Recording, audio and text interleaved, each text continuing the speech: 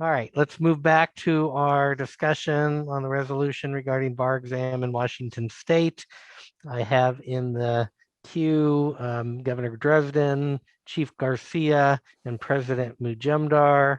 We have an amendment that has been seconded that is pending by Governor Williams-Ruth. So Governor Dresden, the floor is yours. Thank you, President Cicchetti. I'd like to offer what I perceive as a friendly amendment to the amendment made by Governor Williams-Ruth. And it is as follows. I would suggest that, and I'm just looking at the language right now.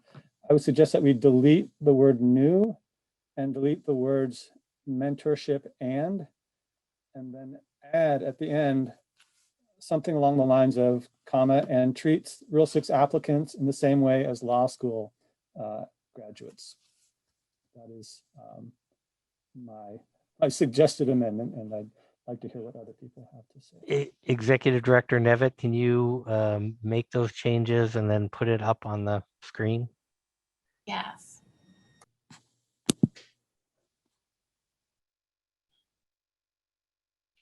It will take me a minute.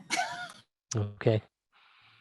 Yeah. You have to ask the person if they're willing to accept the amendment, friendly amendment. Yes, we will do that. I'm just want to make sure that we're all on the same page as to what that amendment says. Yeah. Yes, Mr. President, there's actually no such thing, but they can offer to ask the originator if they would either further amend, or there is an actual formal amendment to the amendment that could be taken up, just giving you your options. Thank you, Parliamentarian Stevens.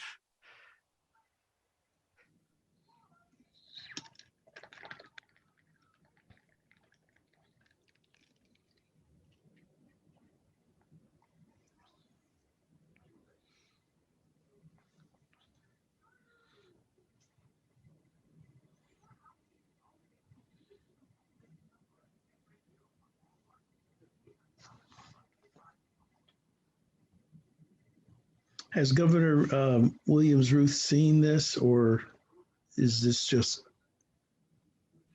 No, I have not. I would prefer we just do this as an amendment to an amendment so we have a clear history of what's going on. Executive Director Nevitt, if you need a few more minutes, I'll go ahead and go on to Chief Garcia, and then we'll circle back. Chief Garcia. Hi. My comment was going to be about adding APR 6, and it's just came to mind that another group might be missing, and that is those relying on an LLM for the practice of law to sit for the exam. And to answer some of the questions that were raised about qualifications to sit for the exam, I just want to note that the task force yesterday, we discussed many subcos, was an educational requirements subcommittee. So in my mind, that would certainly include reviewing current eligibility for the exam, and that includes JD, APR 6, LLM for the practice of law.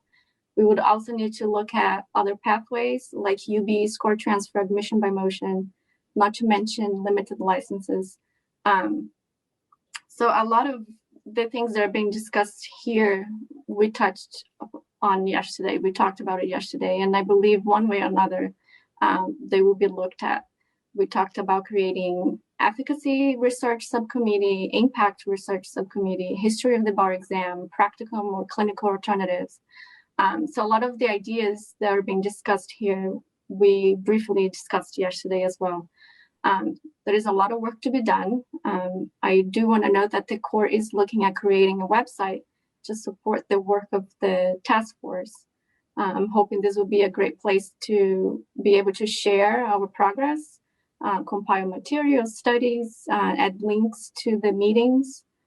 So I'm hopeful that this will be one way to share information and track progress and seek input, including from the bar. Thank you. Thank you, Chief Garcia. Executive Director Nevitt.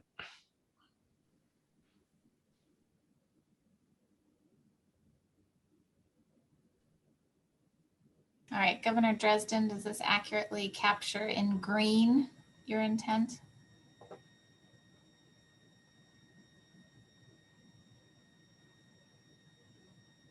Yeah, yes, I guess I would should be treats because to keep parallel construction.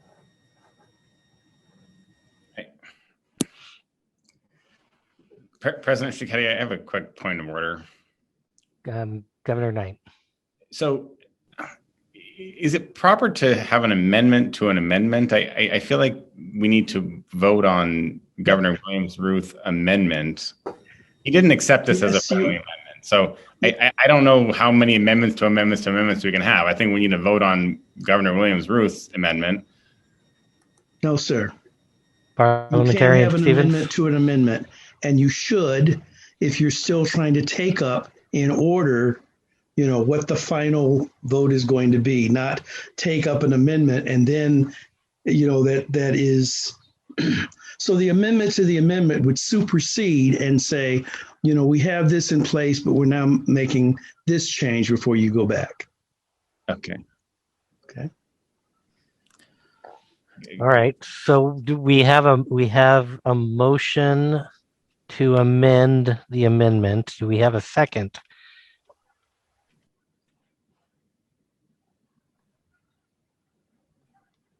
No second to the amendment I'll second it. All right. Now we have a second.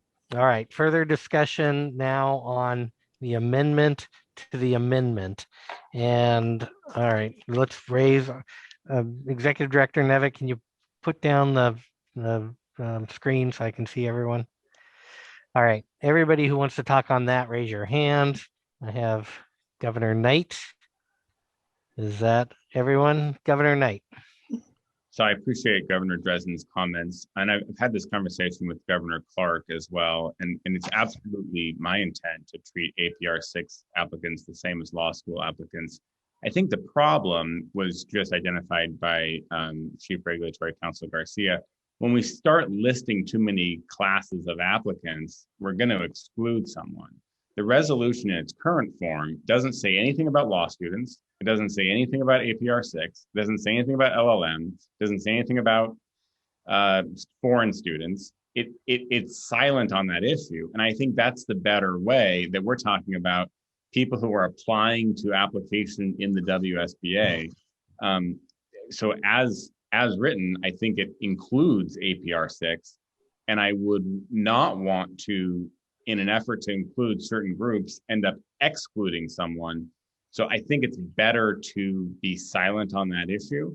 And then another comment on the amendment to the amendment is I still think the amendment to the amendment doesn't undo the part of the original amendment that I think fundamentally changes the nature of the resolution.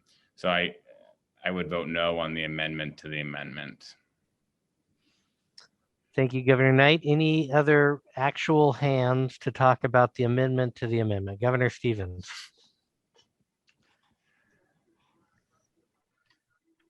So I don't know if this will go any farther, but I'm going to make an appeal to you, Governor Knight, and to you, Governor. Oh, shoot.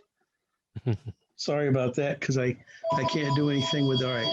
I'm going to make an appeal to you, Governor Knight, and to you, Governor Abell. I would at least encourage you to think about at least pulling this and at least working this through for the next meeting, which is in April, because what we're doing right now is trying to make all of these fixes through amendments before we can get to the real thing. And to me, that just tells me we are not quite ready. But I mean, that's just my appeal to you. So thank you, Governor Stevens. President Majumdar. Thank you, President Cicchetti. I exist in a special kind of what some people might consider painful torture. I get to follow the WSBA Board of Governors around all its meetings, but I have no vote, no role. I'm not even in line to chair the meeting. If all of you die, I think you guys have to call new elections and appoint people to your position, something like that. And I also spent a lot of time being quiet because of my experiences as a governor and with the very forceful past presidents who and I very much appreciate and empathize with their position. They got to run things their way one way, and then the board starts going a different way, and they're very vociferous. And I think I'm kind of been against the role of the immediate past president, because I think sometimes they need to go away so that change can come and the board can move on in a new way. But what can I do for you? And I've been trying to think about how I can best execute my role. Is that I can be the pit crew. You're racing the car around the track. You're in the car. You're in the cockpit of the car. Your vision is limited. You can't see the weather. You can't see the conditions ahead. You can't see the cars that have crashed ahead. And when I looked at the agenda for this week, I didn't think a lot about this agenda item. I said, okay, yeah, I get it. Board passed a resolution like this 2 years ago. Our resolution is still out there, by the way. That is still position of the bar. And I didn't get it. But then as I sat through this meeting and I started listening to the public comments and I started listening to the dialogue and I started thinking about where was the United States, where was the Bar Association when we passed the resolution last time, and what has happened over the last 12 months? Where is our nation and where are all our bars? And I've been exposed to this a bit as one of the WSBA's ABA delegates. What are they talking about in terms of the Bar Association? And as I heard the public comments today, I just started seeing the storm clouds. I started seeing the burning wreckage down the track.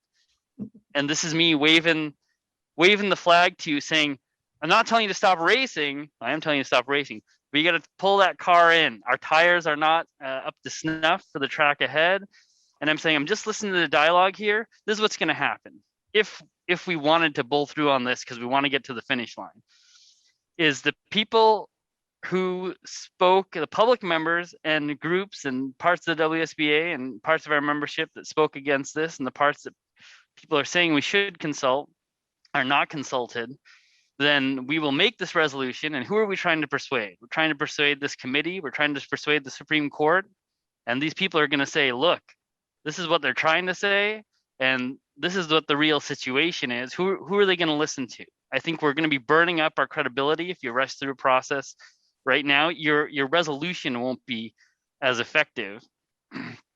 And in particular, I've heard a couple of other, even beyond this amendment that's happening, I heard there's a couple of other issues that have been raised that are still on the road. Governor Clark has raised something. We're talking about the Rule 6 program right now. Director Garcia has raised a few issues. And I know that each and every governor on this, we started talking about how we don't want it to impact people. But the whole dialogue over the last 6 months, last 9 months, last 12 months about bar exams has been about disparity. Now, the dialogue just changed from where we were as a board and we took this vote last time. I've always been a big believer in the bar exam, but I want to say the dialogue has changed. The landscape has changed. What we're looking at has changed. And you heard some of that information Mr. Couch and other people spoke about. We got to take that seriously. And we got to show people, not just that we take it seriously, but we got to show people we take that seriously as representatives. And otherwise, we're sticking our hand, the new environment, we're sticking our hand into a blender that we don't want to stick our hand into. So I'm waving the flag. Just my advice to the board. I'm like, lower down the gear. Let's get some cross-pollination. Every governor here is a liaison to a minority bar association. And I have a suspicion that very few of us, if any of us, have actually talked to any of the MBAs we're liaison to about this issue. I'm not saying we have to agree with the position they take, but you want to be able to have a dialogue that says we talked to them about these issues. We got their comments about these issues, because the nature of the dialogue, the court, the body you're trying to persuade, that body is listening to the national dialogue. That body is listening to the cutting edge science on this. And they're going to want to know we check these boxes if they're going to take our comment seriously. Otherwise, our comment is going to have the reverse effect. I want you to produce the best product you can.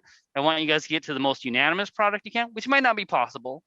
But I'm just saying, we have a BOG meeting a month from now. This is supposed to be a year-long process. You guys have time to come up with the best product possible. You have time to take input. I know people have worked really hard on this. I know Governor Knight did really great work on this. His speech at the beginning actually was one of the best opening arguments I ever heard. I was very impressed and persuaded by it. But then as I was hearing the public comments, my job as immediate past president is to look out for the Board of Governors' best interests. And I think your best interest from my perspective is for me to advise you slow down a little bit, circle around together, communicate with each other, check some boxes, get some feedback, some real feedback, really look at these issues that have been raised here today, and then take a position. And thank you for letting me go on and on in a traditional immediate past president long-windedness. Thank you, President Majumdar. I probably should have interrupted you, but that was too good to interrupt. You're talking more on the overall wisdom of moving forward on this. However, we are now still talking about the amendment to the amendment.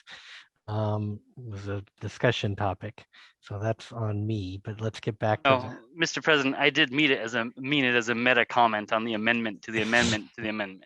I get that. I think it went a little bit beyond that, but that's all right. I think it was needed. All right, so we're back to the amendment to the amendment. And the only hand I see up is Mr. McPherson. Do you have a comment about the amendment to the amendment, Mr. McPherson? Well, I did, in the sense that I appreciated the effort to take out the mentorship reference, because I think that made it too tight. But the Rule 6 part made it even more tight. So I think I'll listen to the yellow flag that I just heard, and I'll leave it at that. I think you guys will have to try to hash it out today or later. So thank you. Thank you, Mr. McPherson. Governor Abel, do you have a comment on the amendment to the amendment? Go ahead. To the amendment to the amendment. Hopefully we don't get there. Yeah, just briefly, thank you, Governor Dresden. I think this language is interesting. Very narrowly, I intend to oppose the amendment to the amendment and the original amendment. And I'll say, just because I think we have a bit of a Christmas tree challenge where we keep kind of adding on more and more things to it. And I think ultimately it can detract from what I think is a pretty clear, and what I thought was a fairly uncontroversial couple of messages in the original draft, which was support for a bar exam and improvements to the bar exam. This board has repeatedly stated, I believe, that it encourages treating the Rule 6 clerks the same as law school graduates. I was very proud when this board actually went back to the Supreme Court with that message in response to the diploma privilege decision. So I appreciate that. I intend to oppose the amendment to the amendment. Thank you. Thank you, Governor Abel. Governor Williams-Ruth, are you speaking to the amendment to the amendment? No, Mr. Chair, I am calling the previous question. Okay. And the previous question would be the amendment to the amendment. Correct. All right. So with that, I understand there's no debate on that. Is there, parliamentarian? No, not according to what Governor Parliamentarian Stevens sent us on page 222. It said that you cannot interrupt. It must be seconded. And there is, let's see, so it's I'm looking at number 7. Must be seconded, no debate. All right. I'll second. So I've got a second from Governor Higginson. All right, I will do a roll call vote on the amendment to the amendment, which is set forth in the text that Executive Director Nevitt put forth. Governor, clarification. You're voting on the motion to call the question, not the amendment to the amendment. Correct. Motion to call the question. That's correct.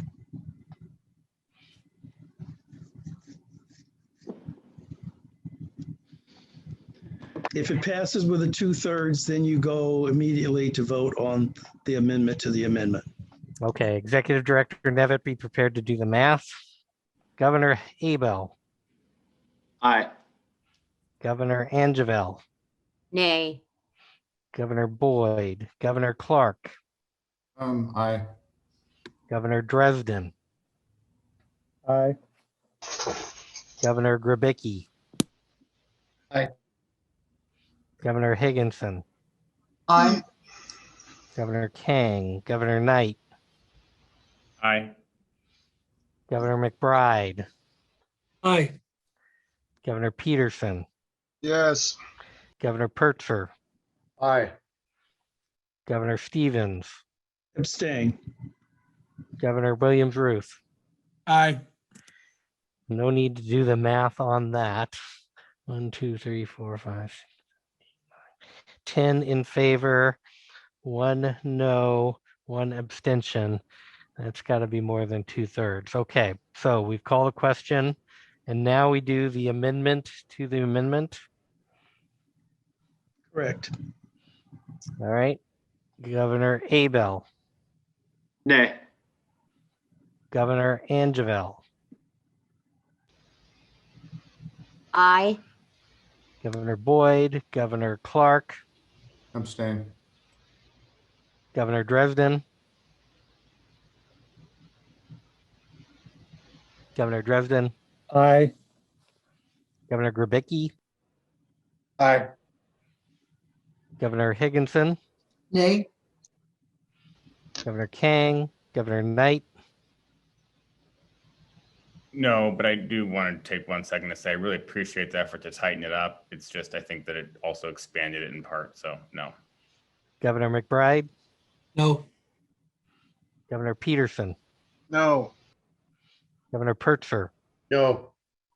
Governor Stevens, Aye. Governor Williams-Ruth. Aye. I have 5 in favor, 6 noes, 1 abstention. That way you have Executive Director Nevitt. All right, so then we are back to the amendment that was originally set forth by Governor Williams-Ruth. Any further discussion on the amendment? Mr. McPherson, your hand is still up. I don't know if that's in favor. All right, now I see no hands raised. Last call. I'll do a roll call. Governor Stevens. Oh, no, I was moving the previous question, but you can see if there's nobody else, then we can just go ahead and go to the vote. All right, let's go to the vote. Governor Abel, Nay. Governor Angeville, Aye. Governor Boyd, Governor Clark, Nay. Governor Dresden, No. Governor Grabicki, Aye. Governor Higginson, Nay. Governor Kang, Governor Knight, No. Governor McBride, No. Governor Peterson, No. Governor Pertzer, No. Governor Stevens, Aye. Governor Williams-Ruth. Aye. I have 4 in favor, 8 opposed, no abstentions. That way you have Executive Director Nevitt. Okay. Now I suppose we're back to the original motion to adopt the resolution. I observing that perhaps we are ignoring the flag that President Majumdar has been waving. But I offer one last opportunity for folks to comment or talk about the original motion to pass the resolution. I'm looking, I see Governor Angeville. Thank you, President Cicchetti. I would urge again that if the board wants to pass this resolution, it should not include language about diversity, equity, and inclusion.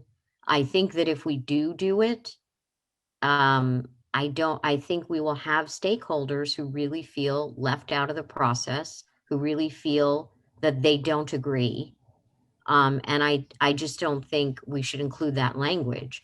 I have no problem with the language that has been drafted besides that. And I'm not going to vote for it, but I have no problem with it going to vote. I just have a problem with the specific language. I also just want to be clear.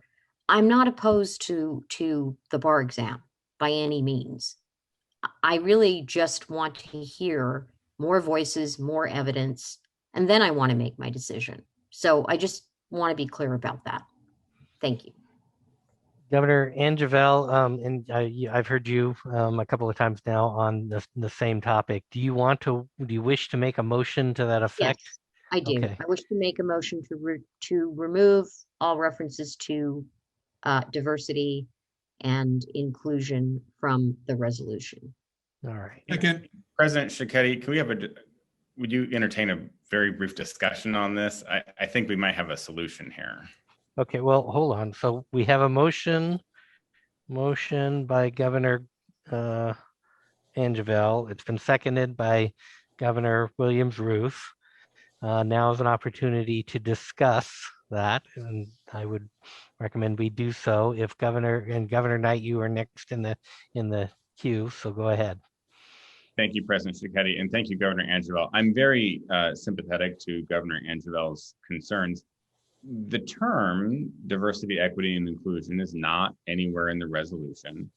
The only phrase that's in the resolution is a phrase that I had some uncertainty about from the beginning, and that's a phrase taken directly from the Supreme Court's order and directly from the charter establishing the Washington Bar Licensure Task Force, and that's the phrase examinees of color and first-generation examinees. Those are not my words, those are the Supreme Court's words. In talking with Governor Stevens about what phrase we should use, Governor Stevens recommended, and I agreed with, that we should mirror the language of the Supreme Court. I don't have any problem changing that language. My concern, though, is if we take out paragraph 3 altogether. Paragraph 3 is a major component of the resolution. Paragraph 3 says, we want to make sure there is no discriminatory effect of the bar exam. And so I wouldn't want to take that out. I guess my question is for Governor Angeville, when you say reference to diversity, equity, and inclusion, what change would you want to make? I want to hear you. Well, I thank you, Governor Knight, and thank you for considering this and discussing this, because I think it's important. I think the resolution says we, the Board of Governors, believe there should be a bar exam. Now, it also says we, the Board of Governors, believe that in doing so, we're also supporting communities of color and the disparate effects we're saying. I mean, those two things are in opposite, actually. I don't understand how they're connected. And I know that the Supreme Court had its language, but again, I caution us to mirror language without meaning it, because we don't mean it. We're not really talking about, are we saying, or let me just be clear, do you believe the resolution says that by supporting the bar exam, we're supporting our communities of color and, first generation bar takers? Is that what we're doing? Because I'm very unclear about that. And if that's what we're doing, if that's what every person understands by this resolution, I could be persuaded, but I don't think the two are connected. And I don't think you should just throw in that language because the Supreme Court used it. It has to have meaning. And I don't see the meaning, but I'm open to hearing the meaning. Thank you, Governor Angeville. I have Governor Angeville's hand is up, Governor Stevens' hand is up, Governor Dresden, Governor Williams-Ruth, and Governor Abel. I'll go forward with Governor Angeville's gone. Governor Stevens, is your comment connected to the motion to remove references that Governor Angeville just made? Actually, it's a motion that trumps that. Okay. All right. You'll explain how that works too. That's right. And my motion, because I honor the caution that was given by President Majumdar, and so I am moving to postpone until the next meeting. Okay. Motion. And I'd like to speak to that if I get a second. I'll second that motion. Okay. All right. Was that Governor Dresden that seconded? Okay. Yeah. All right. Governor Stevens. I'm sorry, can we restate the motion? Oh, Sorry. It is to postpone until the next meeting. Okay. So I don't know how many of you governors know, but the MBA roundtable is taking place this Friday, and I will be attending that meeting. One of the things that's come up a few times is where are the MBAs? Have we talked to them? Have we actually done our have we fulfilled our tasks of dealing of bringing the MBAs that we are liaisons to into the discussion? And I think there are a number of other places where we need to do that. But certainly, I would like the opportunity to go to that meeting and let them know that this is pending, so that the Board of Governors can hear comments. Now, maybe you had a hard time with December or January, but I know you just want to do this, but sometimes a pause is a good thing. And I'm just going to appeal to you to let this sit for, I guess, what is a month to work through, as opposed to, we know what we want, so we just want to just do it. I would hope we would not take that posture. All right. Just an observation from my own, but we started this discussion saying that this was a proposal that we should feel free to try to revise and change and see if we could make work. And so far, we haven't been able to do that at all. Maybe additional time might be helpful. Motion to postpone to April. I have a second. Any further discussion on that motion? Governor Williams-Ruth. Thank you, Mr. President. And thank you for your point of privilege of taking and pointing out the fact that that is exactly how this started, but every attempt to actually try and make any modifications or changes has been struck down. And I have found that to be a little odd. And I guess I would support Governor Stevens' efforts, and in my own comments from the last 3 hours, that this is a little untimely, and I was unaware of the meeting that was referenced, and appreciate the fact that there seems to be an organic opportunity coming up in the immediate near future where additional stakeholders whose opinions we value and seek have an opportunity that they could also weigh in. So I do support Governor Stevens' motion to postpone till April. Thank you. Thank you, Governor Williams-Ruth. Again, raise your actual real hand if you have comments on the motion to postpone until April. I see Governor Abel, I see Governor Dresden, and I see Governor Knight. Governor Abel. Well, thank you, Mr. President. I think I'm revealing my lack of knowledge of Robert's rules here, and I'm looking at Governor Stevens to help me. It is a motion to table for a different time permissible, or is that just simply a reconsideration of the original motion that failed? I mean, if this fails, are we going to have a motion to table for 2 weeks? Reconsideration. I gave you a time certain that you voted down.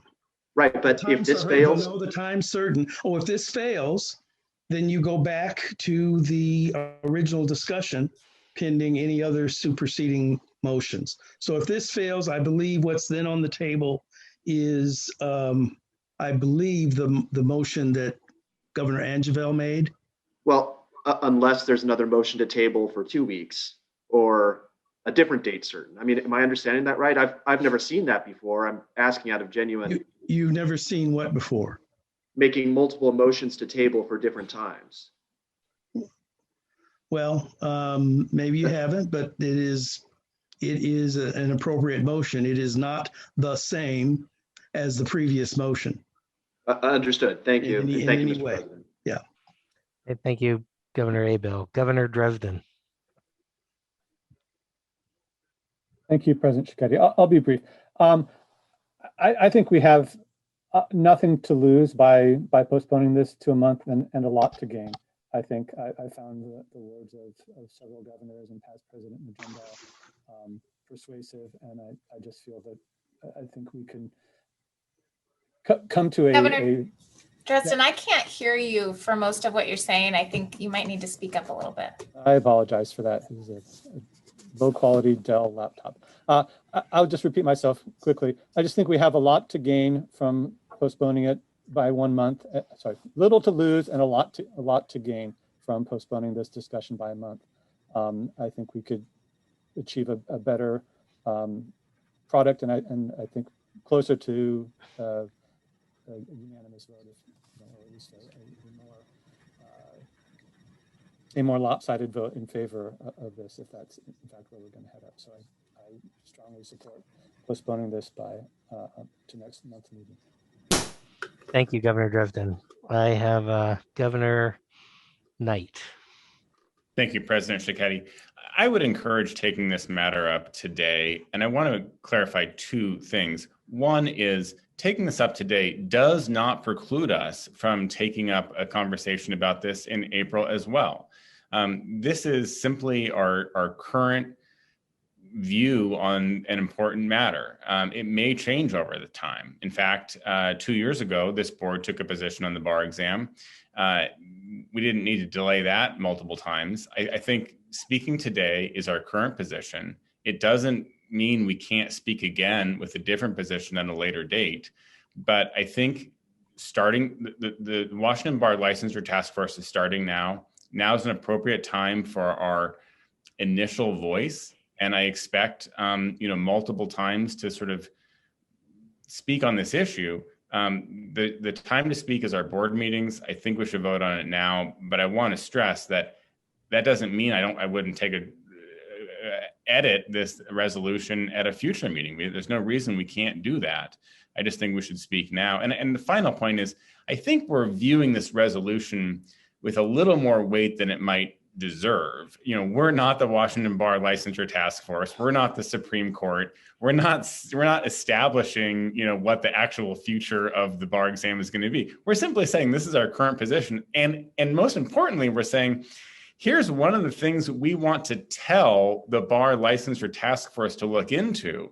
And telling them that earlier rather than later is a good thing. And I'm sympathetic to the comments of those governors who were on other task force that said, hearing earlier rather than later and putting things on the table earlier rather than later is good. So I'd like to put this on the table now. I think it's appropriate to discuss it now. And I think it's also appropriate, as others have suggested, to continue to discuss it and to be open to changes as we learn more information. So I respectfully vote no on the second motion to table and ask that we vote on the underlying issue today. Thank you. I'd say the difficulty in that, though, is I think we lose some of our effectiveness if we change our minds later on and decide that's not really what we said or meant. We mean something different now, or we've now learned something different and we're going to change it.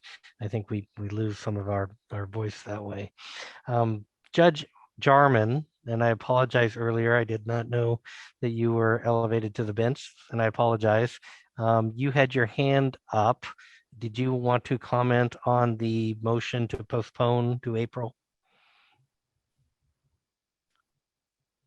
I did, thank you, and that's just fine. I'm here in my capacity as a member. Judge Jarman, would just Judge Jarman, urge you. I'm sorry, you cut out there a little bit. My apologies. Is this better? It's a little better.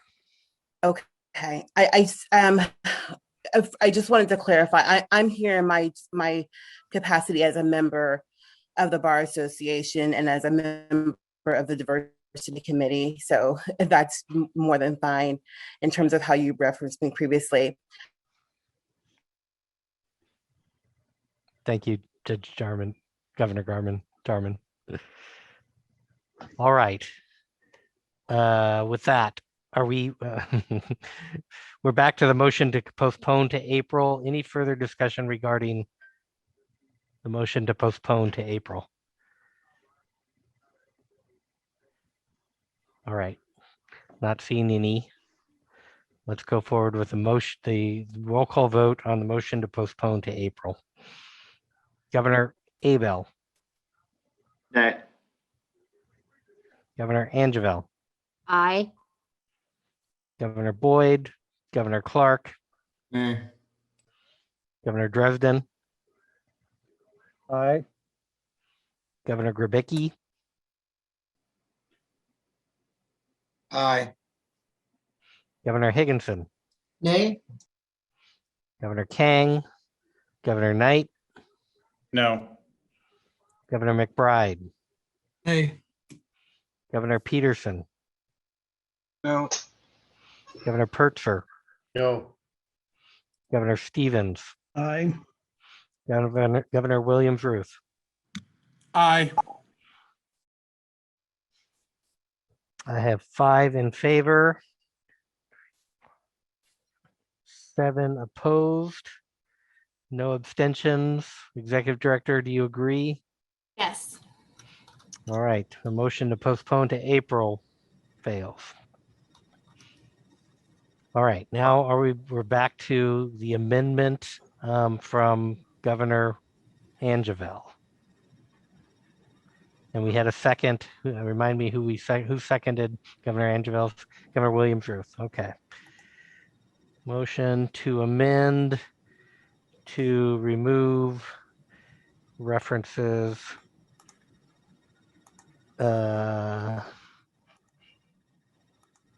and Governor Angeville, was it diversity references? Remind me of what the motion was. I'm sorry, and for some reason I don't have the resolution in front of me, but I wanted to, the motion was to remove the references to examinees of color and first generation examinees. Okay. Kyle, maybe if Tara put it up on the screen and then edit, Sunitha could work with it, then we'd know what we're doing. I think that's a good idea. Executive Director Nevitt. Hold on, Governor Knight, hold on one second. Executive Director Nevitt, are you able to do that? Yes, just give me a minute. Okay, we're going to give Executive Director Nevitt a minute. Governor Knight. Yes. Thank you, President Cicchetti.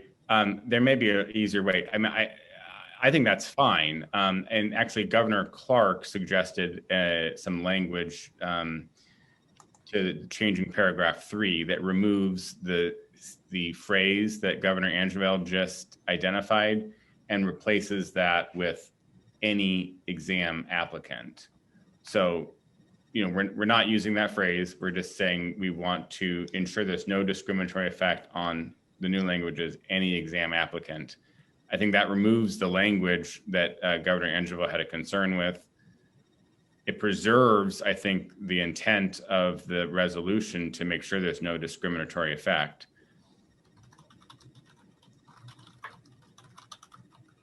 If I could just answer that point, I mean, there's an implication. I mean, I would also want to remove the discriminatory effect because on any applicant, because actually we don't know that. We haven't gotten any input from any person from all types of people who might have a discriminatory effect. And we are going kind of blind on this by saying it. And why are we saying it? Is it again because the Supreme Court told us to, or is it because it's meaningful? So I would just say that whatever this committee decides, it should be authentic. So if you authentically believe that this is what this resolution does, I would counter that there's a group of folks who have a different view and who likely will not be very happy with this resolution because of that. But that's, I'm not going to say anymore. I keep saying that and then I keep talking, but I really am going to stop talking. Thank you, Governor Angeville. I think this harkens back to the flag that's not yellow anymore, but it might be red that President Majumdar had mentioned. Treasurer Clark. Well, I'll just say that the intent of the, what the language would say is that any applicant taking the exam, we want to treat fairly. We want to, we want to be equitable. We want there to be no I mean, none at all. That was my reasoning to want to get yes here by stating that. If that's not the right language, then say what is. Okay. I mean, that's my take on this. So thank you. Thank you, Governor Clark.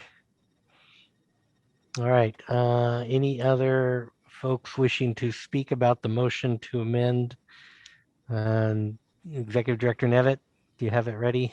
Well, I have it ready. I also wanted to note that I think former Governor Jarman got cut off. So I don't think she actually made her comments, but so I just note that, but also I'm ready to put it up.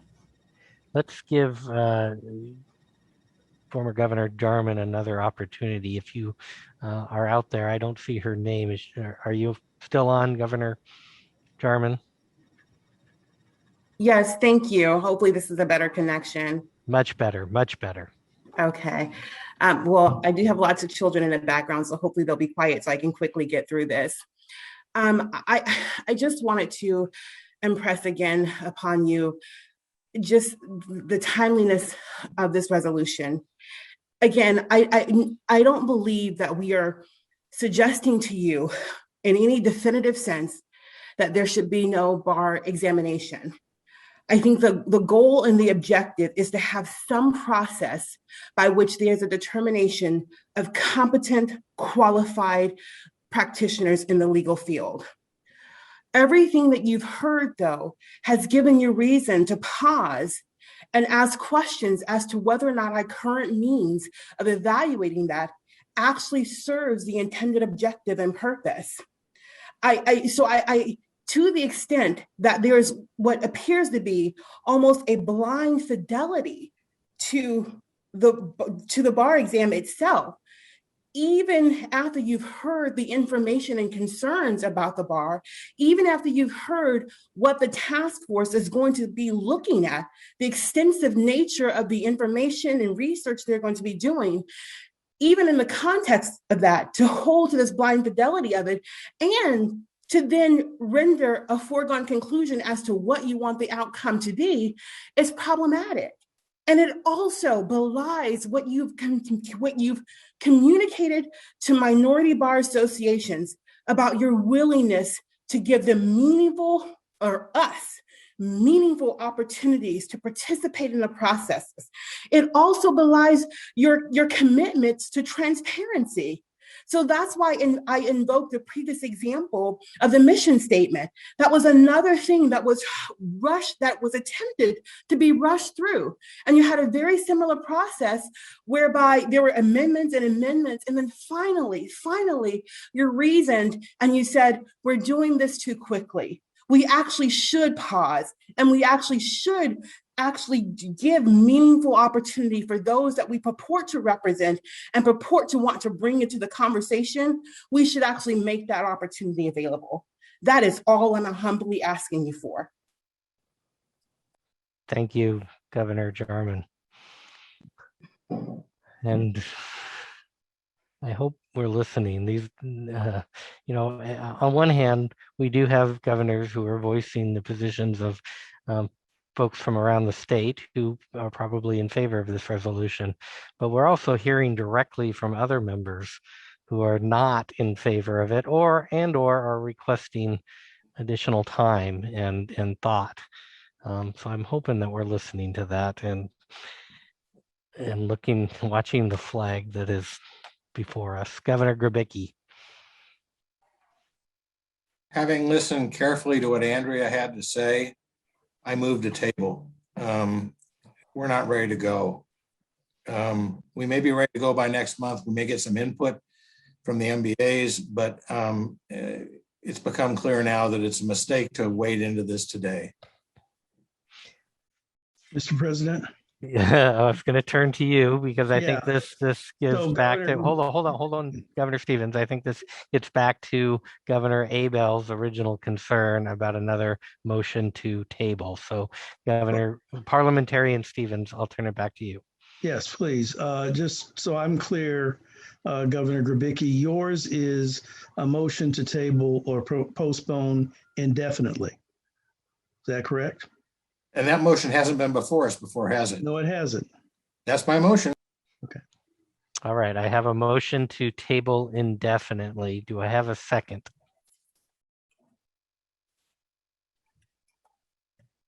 I second.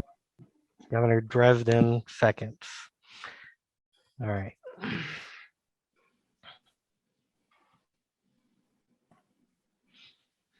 I Mr. see. President, may I be heard? On a point Yeah, of order. hold on one second. Hold on one second. Motion to table indefinitely. All right. No, Mr. President, I'm sorry, point of order.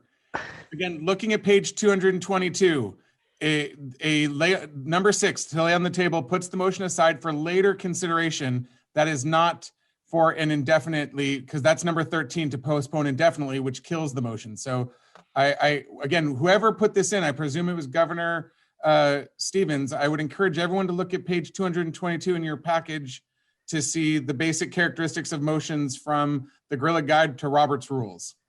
All right. So it was Governor Grabicki's motion. It was seconded by, remind me who it was seconded by, Governor Dresden. Okay. Governor Williams-Ruth. Are you saying that it's not debatable? Well, a motion to lay on the table, which is what Governor Grabicki made, requires a second, is not debatable, and is not amendable. So we go straight to voting. So we vote on the motion to table indefinitely. No. Stop putting that word in there, please, Mr. President. It is okay. Put aside for later consideration. It is not indefinite. That's number 13 that kills the motion. Motion to table to a later date. Is that your motion, Governor Grabicki? Alec, that motion hasn't been made, has it? It hasn't been made, but I think Governor Williams, well, the practical effect would be that this would kill it. Well, but the also a month to work this out. The other practical effect would be that you could still bring it back at any time. It is not. Yeah. It is not like you've turned down something and now you have to have a motion to reconsider. You would actually come back with a new motion. Yeah, I'm afraid we're going to step in it if we do it today, but we can probably do it next month. Well. All right, so we have a motion to table to a later date that has been seconded by, do you second that motion, Governor Dresden? Yes, okay. Mr. President, point of order. First, let me hear from my parliamentarian. Are we in an appropriate place here for a vote? I do think you probably have to go to a, do you hear me? I'm sorry. Okay. Yeah, I do think you have to go immediately to a vote. Can I take a point of order? Well, certainly. All right, point of order, Governor Abel. Thank you, Mr. President. And this goes to the point that was discussed earlier. I would request a specific ruling or citation from the parliamentarian for the proposition that we can take multiple votes on motions to table for dates uncertain, dates certain that are set out in the future, dates that are closer. That might be the case. I don't pretend to be an expert on Robert's Rules. Yeah. I have not seen it employed by this body before. I have not seen it employed by other bodies before, where we take a series of motions to table for either dates uncertain or dates certain, just over and over and over again. Okay, there is no rule that somebody who has the floor can't make that motion. If the motion was exactly the same as the motion before, that would be out of order because we have taken it. But somebody having the floor has the absolute right to try again. And that may even be with, the idea is there's other information that has come in and that person wants to try. Now, what the body does is another matter. But doesn't that motion have to be made by someone who is on the winning side for the previous vote? No, that's a motion to reconsider. And this is not a motion to reconsider. This is a new motion to table.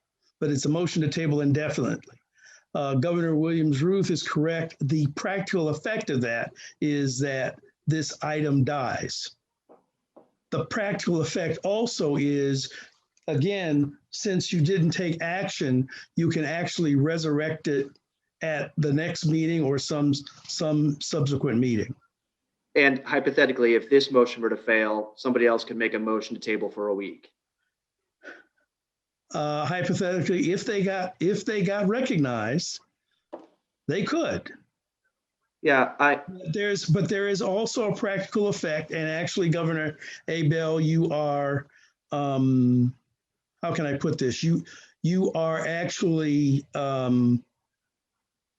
presenting how that effort becomes more and more or less and less likely, because the other members on the other side become more and more entrenched and are really ticked off, so they're not going to do it. That's the practical effect. Understood. Thank you.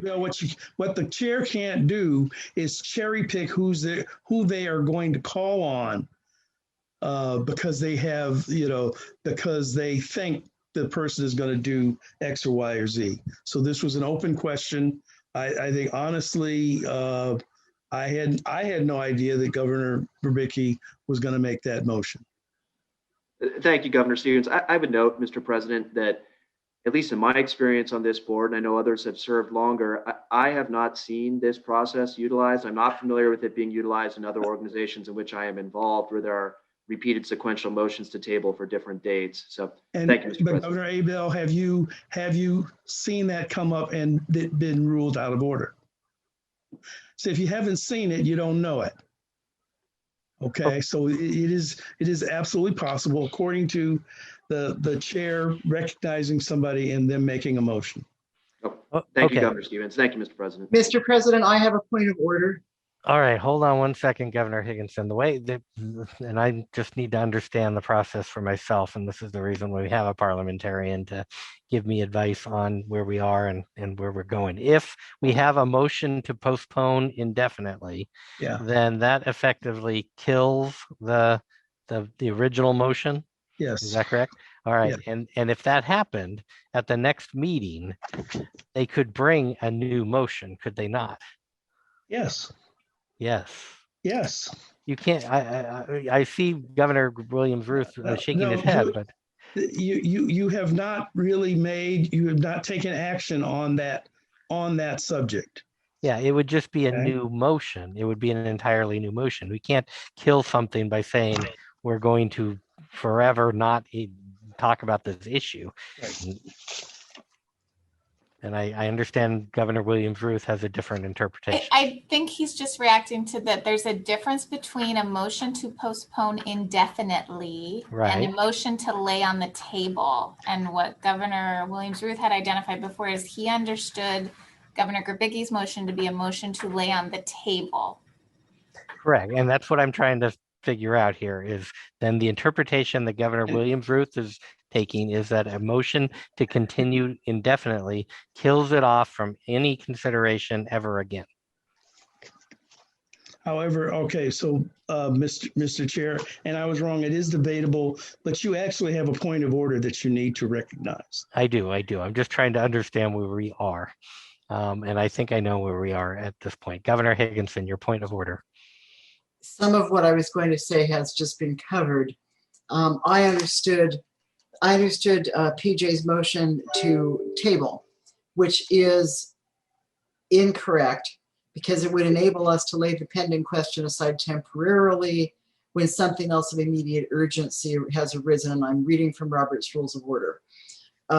So doing that, if that's what he intended, that is improper because Robert's Rules goes on to say that if that motion is adopted, it action violates the rights of the minority and individual members if it's for any other purpose than to temporarily put this aside due to the press of other business. I don't know if that's really what he meant. However, if that's also not what he meant. Hold on, parliamentarian Stevens, hold on. If that's not what he meant, then I'm assuming he meant postpone indefinitely, which is what Alec was talking about, and that does, according to Robert's Rules, it's a motion that the Assembly declines to take a position on the main question. Its adoption kills the main motion for the duration of a session and avoids a direct vote on the question. Right. So we need clarification from PJ on what it was he was intending. Okay, hold on, Governor, hold on, Parliamentarian Stevens, hold on 1 second. The rule that you're quoting, Governor Higginson, is 17 colon 1. Is that correct? Yes, and also section 11. If you're looking at Robert's Rules of Order, newly revised 11th edition, it's chapter 6, section 11. Actually, Governor Higginson, there is a 12th edition. You should know, apparently. Yes, I just don't have it in front of me, but Got it. I imagine this hasn't changed. Okay, Yeah, so I that's- hold on. I need to get caught up. So hold on 1 second. So the 17.1 says the motion to lay on the table enables the assembly to lay the pending question aside temporarily when something else of immediate urgency has arisen, which is your point, Governor Higginson. But then it says, or when something else needs to be addressed before consideration of the pending question is resumed. And so, and I believe that's what Governor Grabicki is saying, is that this is not ready because we need to further consider it and further have further discussion with perhaps the MBAs and other stakeholder groups. So and I'll turn to my parliamentarian now. In that circumstance, wouldn't that apply? Okay. So you may recall I went back to PJ to ask him what he really wanted to do. And in the end, unless I'm wrong, he said, well, I really want to postpone this indefinitely. All right. So we have a motion to postpone indefinitely in a second. Do we want to withdraw that motion to postpone indefinitely or second? No, I'd like to vote on it. As I said, right. I think we're stepping in it today. We're going to have all sorts of people pissed off at us. And if we just do this in an orderly fashion, we can get through it without having that happen. Okay, so again, my understanding is motion to postpone indefinitely, according to Governor Williams-Ruth, that kills it off altogether. Yes. Okay. But Mr. Chair, it is also debatable. All right. Okay, let's debate that then. We have a motion and a second.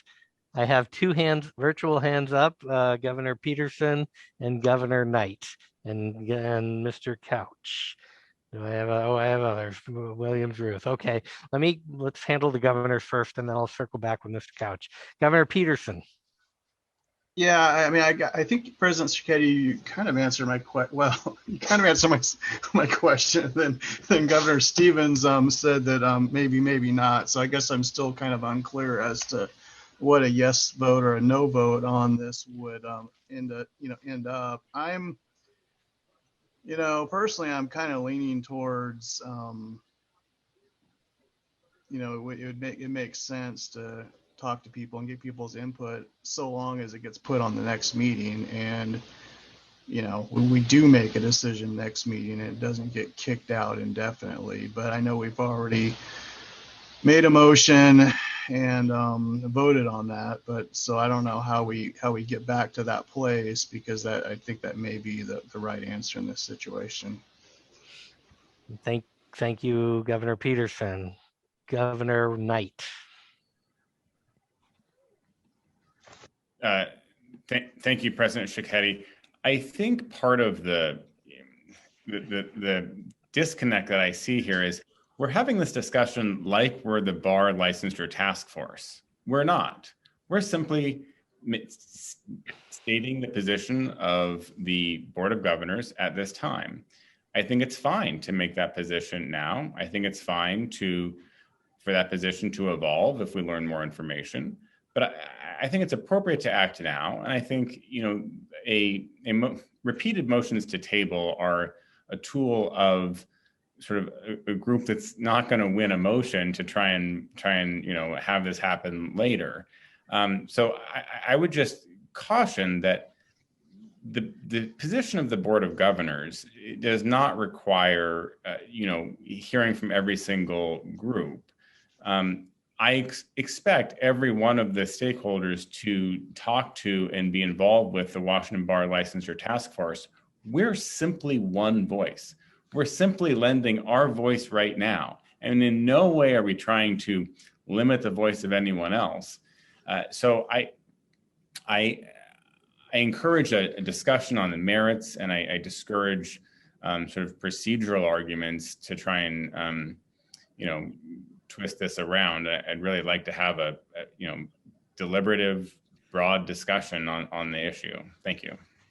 Mr. President, I'm sorry. I need to make Yes. a correction. Parliamentarian Stevens, Yes. go ahead. So at this point, because we're taking up Governor Angevel's proposed amendment, I think that's correct. And Well, if that is, we have a motion to postpone indefinitely. well, no, but if that is, and I'm sorry to the body because this does get a little murky. Right now, Governor Grabicki's motion is out of order. Okay. His motion only becomes in order when we get to take up the final passage. All right. So that means for postponing indefinitely. So you take up and you go through Governor Angevel's, and then I would hope, recognizing that technical problem, that when we then get ready to take up the actual final vote, at that point, Governor Grabicki's motion would be in order. all right. So we will take off motion to postpone indefinitely off for Sorry, now. PJ. We will now turn back to the motion to amend. Executive Director Nevitt, do you have that language? Yes, I don't have the language, but I have the resolution, so we can determine the language. Hold on.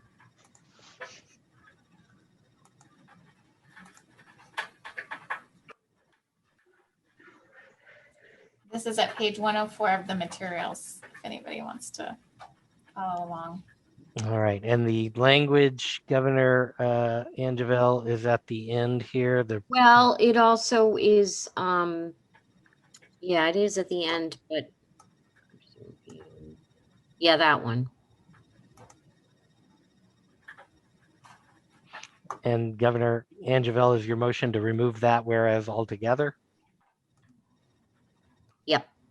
And to Okay. remove the to ensure there's no discriminatory effect. All right.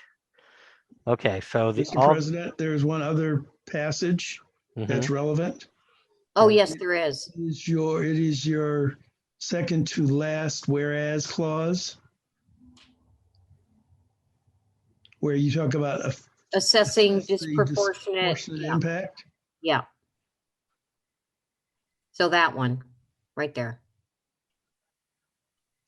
And analyze, consider the need for the current bar. Well, I guess if you want to keep it, I'm fine with that. I just want to take out assess disproportionate impacts on examinees of color and first generation examinees. Right.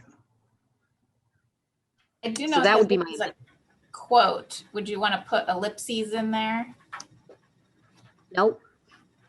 Just take the quotation marks out then. Oh, yeah, no, you would then. I suppose you would.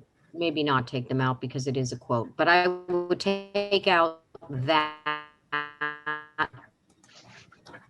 particular section.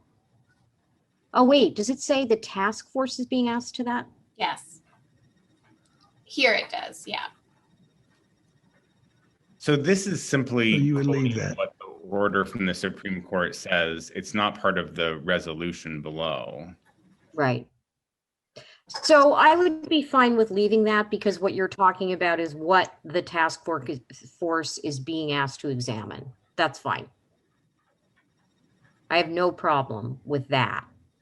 All right. Again, on just an observation, but we are talking about very important ideas and issues that I think drafting on the fly may have unintended consequences along the lines of the flag that we have been talking about all along. I just wanted an observation that perhaps more time is needed to talk about any of this. President Shikari, can I be recognized? Governor Knight. Governor Angeville, would you support this resolution if this amendment passed? I'm sorry, which amendment? Well, I don't have a problem with your amendment. My preference is to make sure the resolution is clear that we don't want the bar exam to have any discriminatory effect. I'm worried if we take this out, it will be murky on that. But I really am sympathetic to your concerns. And my question is, does this make the resolution good enough that you would vote in support of it, or are you still going to vote against it? No, I mean, my initial position was I think that we should take our time with this. But if you're going to do it, and this isn't about me, by the way, I'm talking from what I imagine the stakeholders from the minority bar associations, from, other members of the diversity committee or other people that we represent. If you include this language, they're going to go, wait a minute, why didn't you ask us? Like, what do you mean? You're making all these pronouncements about discriminatory effects on examinees of color, but you're not talking to examinees of color or lawyers of color. I am just saying, I have my own opinion that I think we should table this until we have, a little bit more information. I mean, I wouldn't mind having more, tabling it until the next meeting and then it being like yes or no once we get some feedback.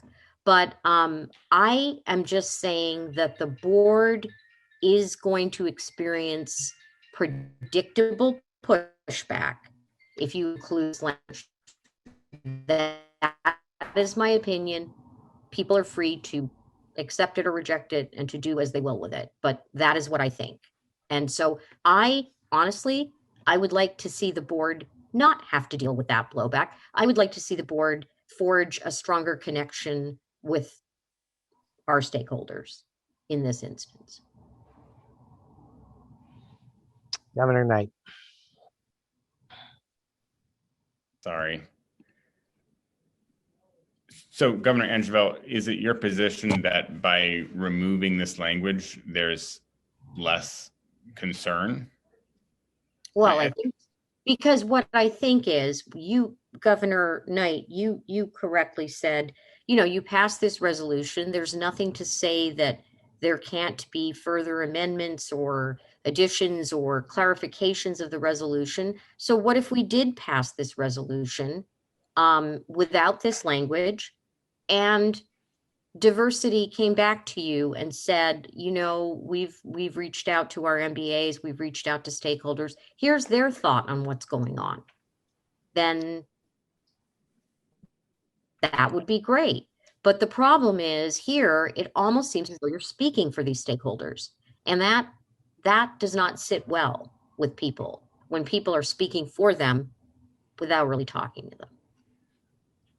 I hear what you're saying. I'm not, I think that's a good point. And if this improves the resolution, I think we should remove the language that you've identified. Procedurally, I'm not sure how we do that. If we can do that by an agreement or there needs to be a vote on that, I'm not sure.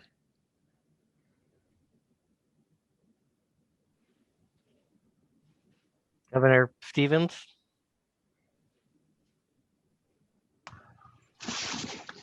Yeah, this is for Governor Angeville as well. I would encourage you not to strike the language in the whereas clauses, but just focus on the last language in the resolve clause.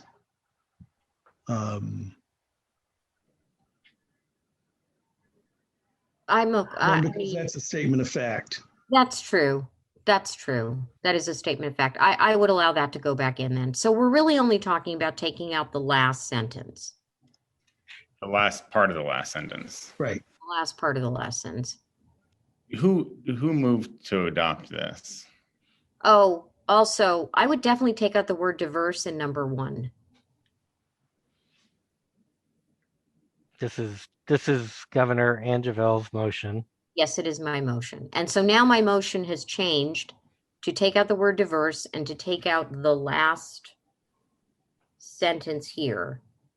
And that I think would be appropriate. Now, for the record, I still might not vote for it, but I am telling, the reason why I recommend this be the final version for people is because I think at least then you are not saying this is our final word on the diversity, equity, inclusion impacts of the bar exam. I don't think it's a good idea. Thank you, Governor Angeville. Governor Peterson?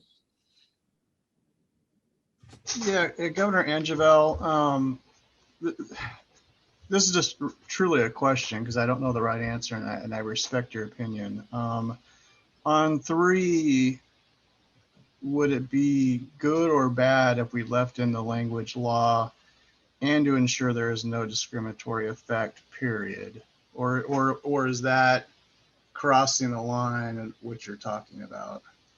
Well, so I think if you read the language with that line in, it presupposes that there should be a review of and change up to the content of the bar exam. It's presupposing there should be a bar exam from the standpoint of examinees of color and first generation examinees.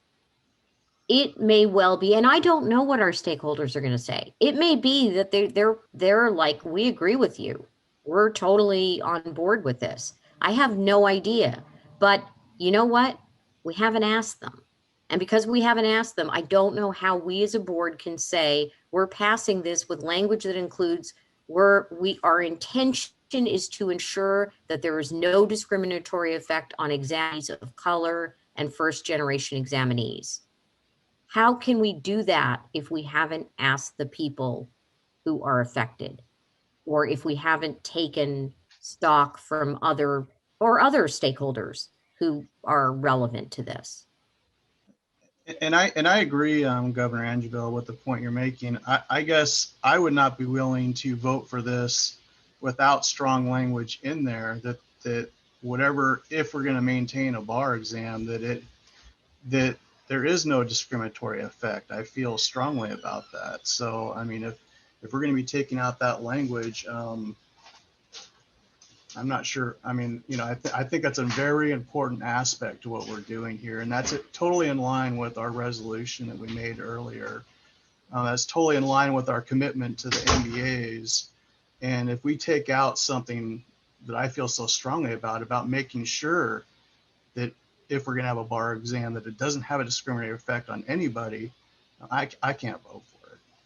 Well, I understand that. And I don't, this to me is not a semantics argument. This to me is about being authentic to what we're saying. And it is my opinion that we're going to get blowback. I respect everyone on this board. If you choose to vote otherwise, then that is your choice. I just really would like to think that we are forging a stronger connection with some of our stakeholders than we've had before. And I worry about this particular resolution because there's already been strong feedback from other folks on the diversity committee, not me. I mean, including me, but mine is because of the other folks. So that's all I have to say. So everyone, we've kind of gone back and forth a little bit, taking a little liberties with recognizing folks. I do want to put a little bit more structure to this. Hold on. And we're doing some important work right now. Right now, this is important work. And as Governor Peterson says, these are important concepts that we're playing with. It is now a little past 5 o'clock.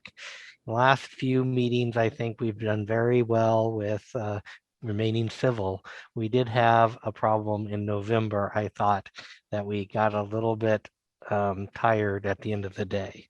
I would really like to consider that we maybe think about this, bringing it back tomorrow. We've got Governor Stevens, Governor Peterson's hands up, Governor Knight, and President Majumdar. And I also thought I saw Governor Clark's hand at one point. So we have much to say about this. Then will also probably be a motion to postpone of some kind. So there's a lot more work on this. We might want to consider bringing it back tomorrow morning after everybody's had a good night's sleep and concentrate on this thing then. But I will recognize Governor Knight, followed by Past President Majumdar. I just wanted to follow up on Governor Peterson's comment because I thought it was a good one. I obviously agree that it's important that this resolution be very clear that we want to make sure that the bar exam has no discriminatory effect. Governor Angerbell, I don't know if I heard your opinion on Governor Peterson's suggestion that we keep the sentence through and to ensure there's no discriminatory effect, but then delete the part on examinees of color and first generation examinees, because I understand that language presents some problems.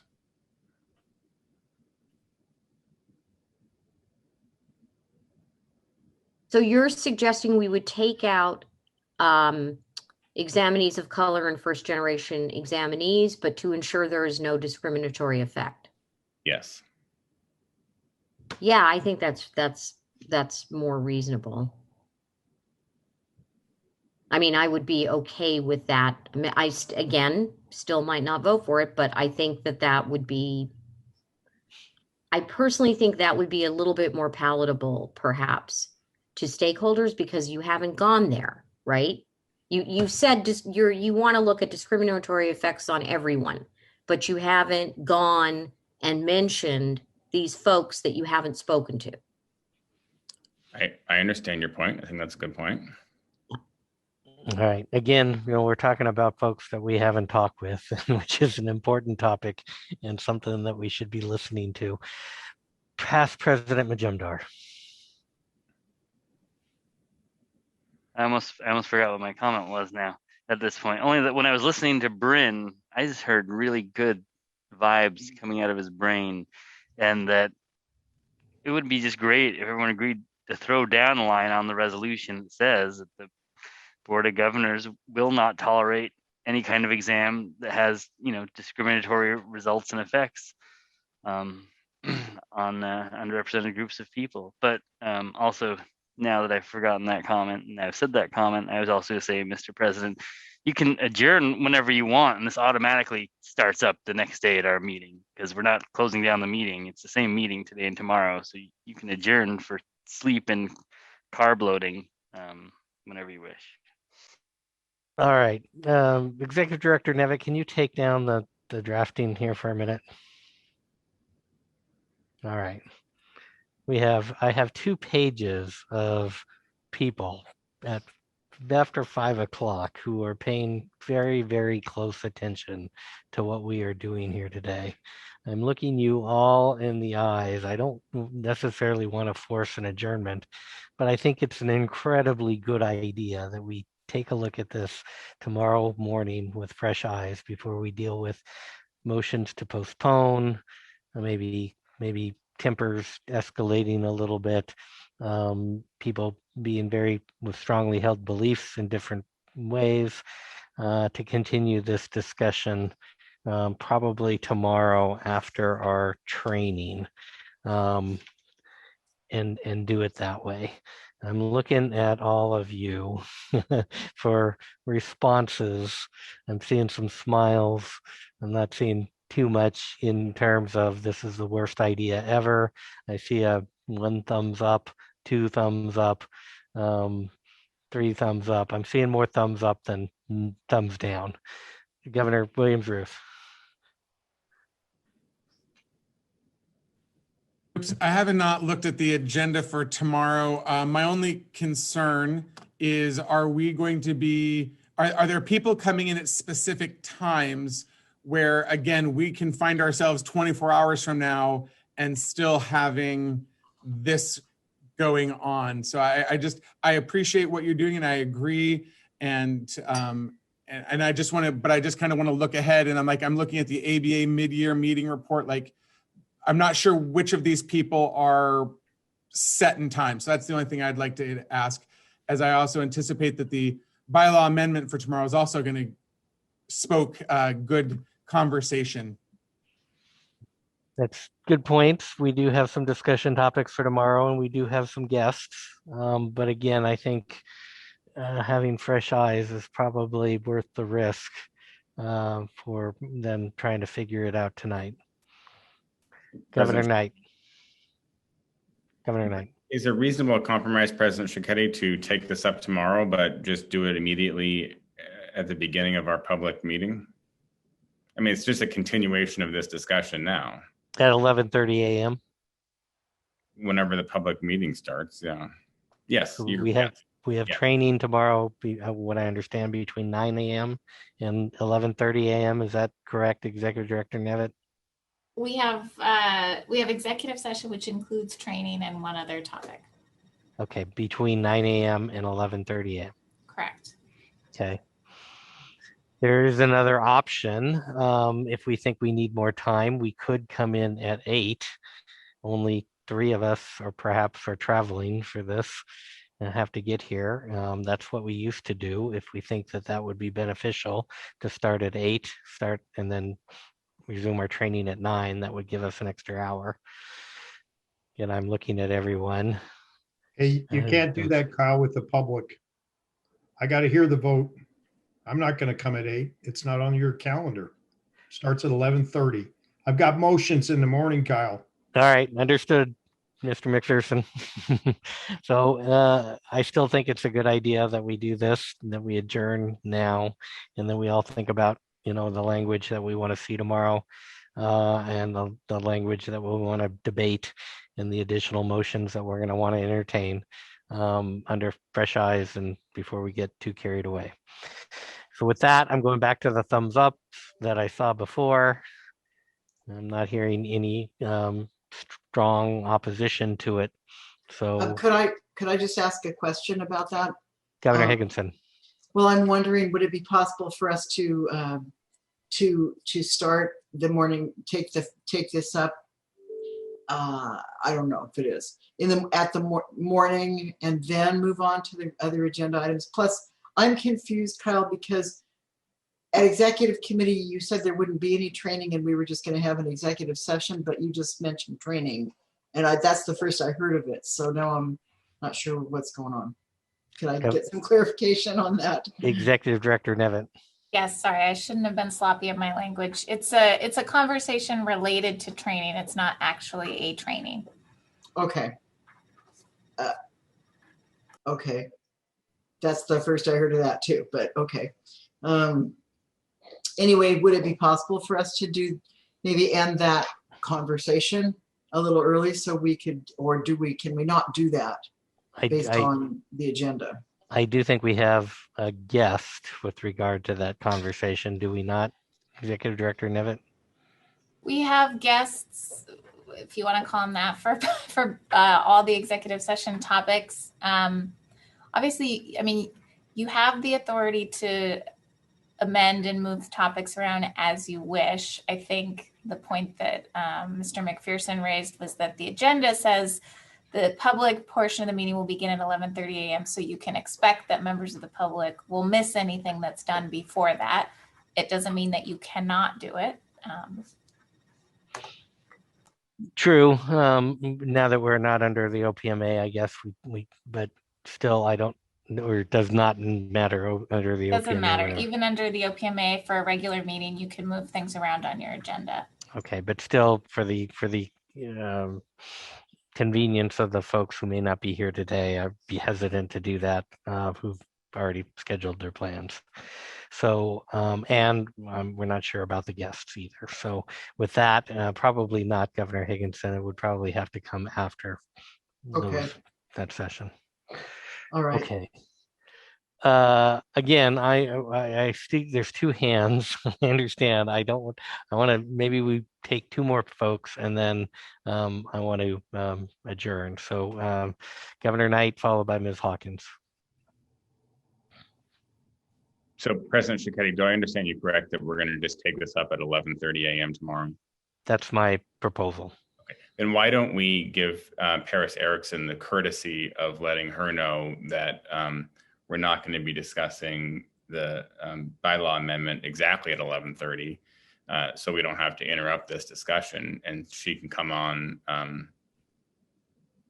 slightly after that, maybe at 1.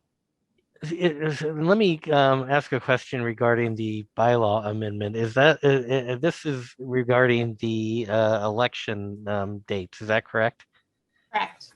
And so does that, and we're kind of beyond the election dates for this year anyway. Could that be moved to our April meeting? It could. There's no, it's not sensitive. It's not time sensitive at this point. And I would also just add that in the late materials, there's some, or maybe late materials, there's an opinion from the diversity committee that might also warrant pushing it to April so that we can have further discussion. Okay, and I understand that this bylaw amendment is the work of a number of you folks who have devoted your time and efforts. I think Governor Knight, are you a part of that process? Tangential part of the process. I think Paris Erickson is I can't take credit for it. She's the one who identified the issue and Absolutely. I'm just wondering if there is a strong resistance to maybe moving it from the folks who have worked on that bylaw amendment to moving it perhaps to April to allow us more time. That seems reasonable, and we've got a letter from the diversity committee expressing some concerns. So I think we should. And Paris is listening, and she just said that's fine. Okay. All right. So maybe we do that, and that gives us a little bit more time. In fact, it would give us until, well, noon, I guess, through lunch, if we wanted to work through lunch till 1 o'clock. Okay. Ms. Hawkins, you have the last word. Exactly the position I like to be in. My concern is about this slippery slope about executive session. No idea what the executive session is about. No idea what it was about today.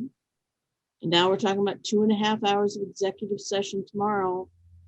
And the only thing we've heard is it's not even a training, which of course, why does a training have to be an executive session is always a question. But it's not even a training, it's a discussion about a training. But, you know, at some point, the membership doesn't want the business of the Bar Association done in secret. And now we've had executive sessions. We're going to have them on each day. This is not a way to run an organization with any transparency. Thank you, Ms. Hawkins. Okay, with that, I said Ms. Hawkins gets the last word, and I meant it. So let's adjourn to 9 o'clock tomorrow morning, where we'll all be fresh eyes and freshly minted for a full day of discussions, argument, and banter. All right. Well, that's the theory anyway, Mr. President. That's my hope. I'm crossing my fingers. All right. Thanks all. We're going to go ahead and adjourn the meeting. Thank you. Thank you. Goodbye.